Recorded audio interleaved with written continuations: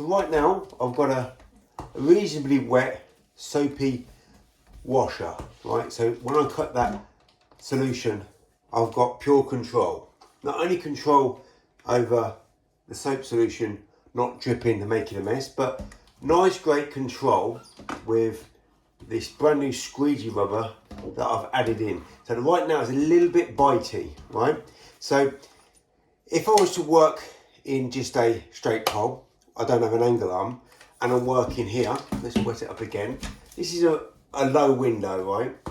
I'm going to have even more problems with biting, right? So it's quite hard to turn, and now I'm getting all these directional jump skip marks.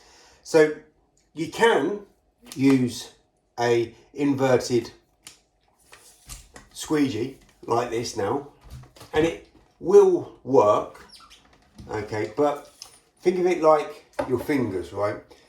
Your wrist bends further back, so when you got your squeegee, your fingers aren't bending here, like really close up to the glass.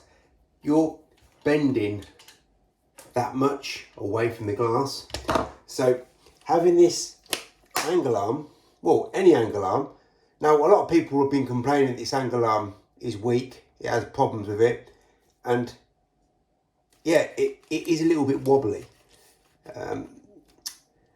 But if I know there's going to be a problem with a tool, I just have to work extremely carefully and be light touch with everything. But yeah, there is a problem with that angle arm, and yeah, I've made some reports back to the people in charge who are making these tools, to Moorman, and hopefully they will address it. So what I wanted to say is, if you've got an angle arm, I will want to keep this in 10 degree.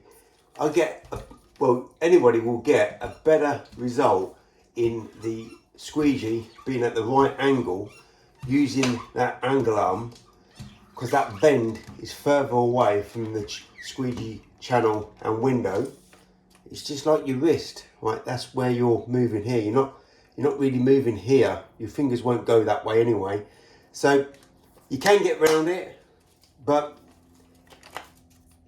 it's better if you go bent a little bit further away and readjust your squeegee angles. But there are circumstances where I will need to have both bent, because the window is getting low and there is an obstacle in the way.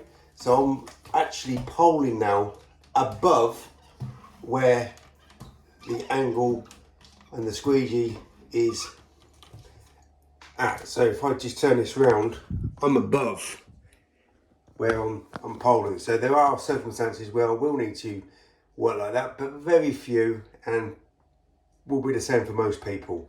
So have that angle arm, whatever angle arm you decide to use, on a pole to make your poling ability better, number one. Number two, have soap added to your washer so you don't have drips and you have a good glide and control.